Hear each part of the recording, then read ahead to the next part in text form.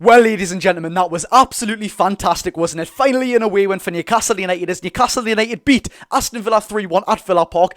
Just to put this into perspective, how fantastic this win was, we haven't won in the Premier League in our last 5 away games. We haven't even scored at Villa Park for over a decade, never mind even winning there, but the lads were superb today. We're going to get into detail how the performance was, and Villa weren't actually that bad today. They were definitely coming on to us in the latter stages of the game, but Newcastle United, our attacking dynamic was definitely brought off when Alexander Isak was brought off, and fingers crossed he's okay. If we get the dreaded news that he's injured for a long amount of time, it's going to be a very big blow for the season. But without further ado, let's get into the match reaction of Aston Villa 1, Newcastle United 3. Right then, lads and lasses, how we're doing, and welcome back to the channel for an instant match reaction of Aston Villa 1 and Newcastle United 3. First of all, what a game. I mean, I was going into this game with all due respect to Newcastle, of course. I mean, I still backed Newcastle to win this game with my Geordie blinded eyes. 2-1 to Newcastle United, but I did say realistically, I thought Aston Villa were going to win this game. Before this game, Aston Villa had played 10 games at Villa Park, 9 wins, 1 draw, and of course 0 losses, undefeated there. And on the other hand, Newcastle United were the second worst away team in the Premier League, 1 win in 10. Well, that's completely flipped on its head, hasn't it now, lads? They beat Manchester City and Arsenal at their ground. Newcastle United went up there and absolutely smacked them. But you know what it is today? It wasn't the greatest performance of Newcastle United, but it was so well disciplined. One thing which I genuinely liked, and there's so many points we can get on to in this video, and we will get on to in this video, but there's one thing which I genuinely like today.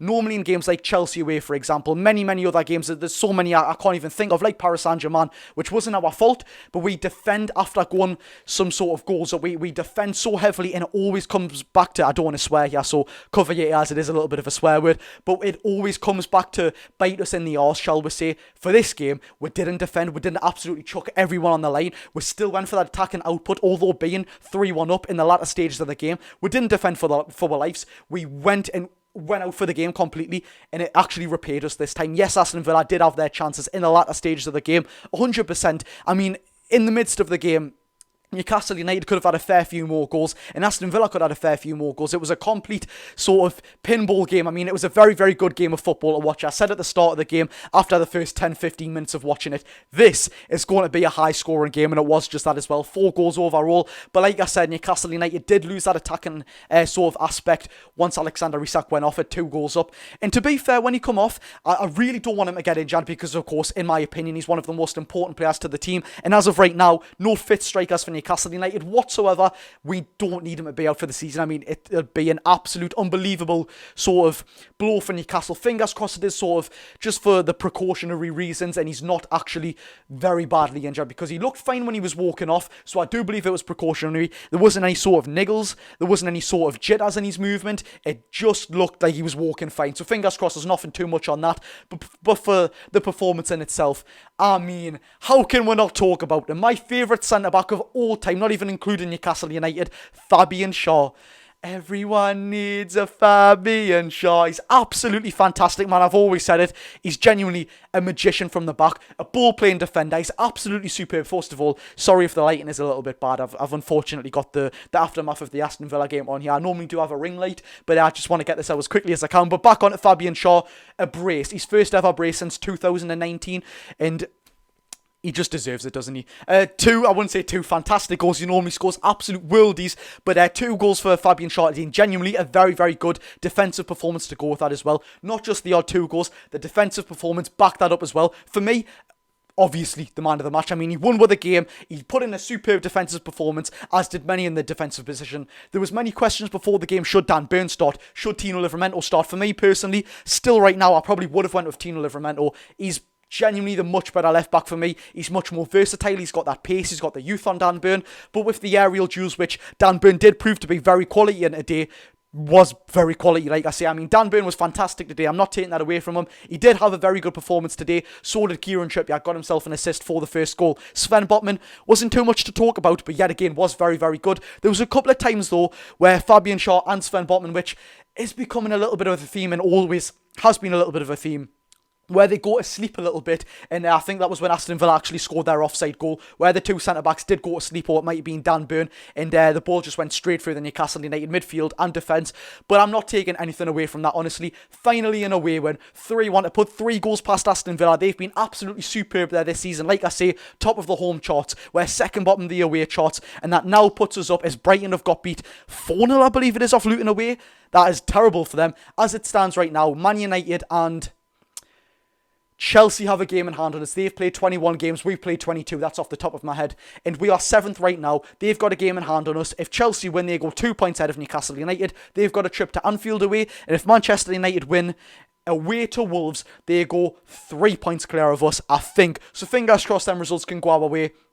But it was a complete performance from Newcastle United today. Bruno Guimaraes in the midfield, absolutely fantastic. Got 4 Aston Villa midfielders carded, if I'm correct. Zaniolo, John McGinn, Boubacar Kamara, and I genuinely cannot remember the other one. But anyways, Bruno was superb. His long-range passing was superb. His short passing was superb. And defensively as well, he was very, very good. By the way, Fabian Shaw clearing a ball off the line as well. Absolutely superb. But what I liked about Bruno today, he genuinely carried that midfield. Unfortunately for Lewis Miley and Sean Longstaff, I hope I'm not the only one. Of course, I love the lads. That doesn't need to be taken out of context. But in my opinion, they didn't have the best performance whatsoever in the midfield. I mean, Sean Longstaff, I've said it for a very, very long time. He needs to be so much more clinical. It's not something that we care about, though. I mean, look, we've got the 3 points. Luton's a complete different game. Something can happen completely different then, so we don't even need to worry about it. But Lewis Miley and Sean Longstaff, Lewis Miley, his physicality really showed in that game, and I've been saying this for a while. I mean, not that it needs to be actually something to look upon. I mean, the kid is 17 years old. He's just a couple of months older than me, or maybe a few months older than me.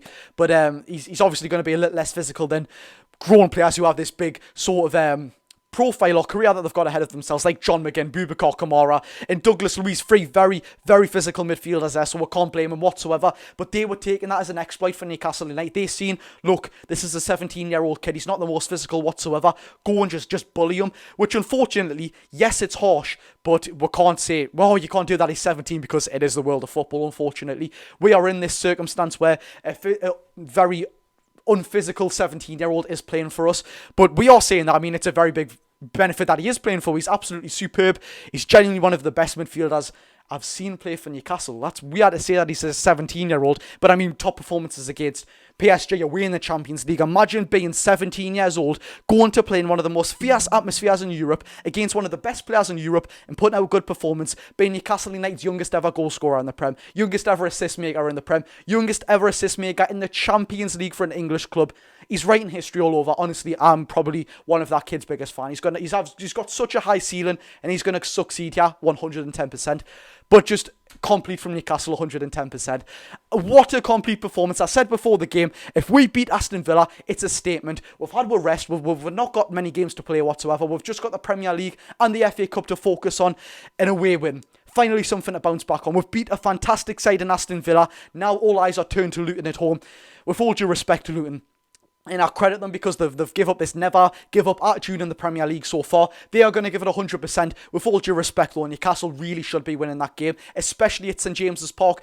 And yet again, with all due respect, because as a content creator, I know many people just like screaming at a microphone and taking the mick out of our teams, but I like being respectful. Luton, look, I do respect you, but we should be absolutely battering you. It's simple as we can cut you as much credit as we can, but we should be absolutely battering you. But aye. There we have it, ladies and gentlemen. Aston Villa 1, Newcastle United 3. Finally, the first away win there in over a decade, and the first goal there in the Premier League in over a decade as well. A complete performance from the lads. So refreshing to even have the likes like Jacob Murphy back, but refreshing to have an away win. Thank you very much for watching. I've been Geordie Josh. I'm pretty sure you're going to have a very good night from this. So go and enjoy your night, ladies and gentlemen. I've been Geordie Josh. Like and subscribe if you haven't already. Of course, for daily Newcastle United content news on match reactions, match previews, daily news, of course, match day vlogs, training ground vlogs, whatever it is, I'm your man, and it's just what I like doing. So please sort of share that feedback back if you do like my points on football, if you do agree with what I say. Like and subscribe if you haven't already. I've been Geordie Josh. Go and enjoy your day, people. Oh, sorry, go and enjoy your night, people. I mean, it is 11 o'clock.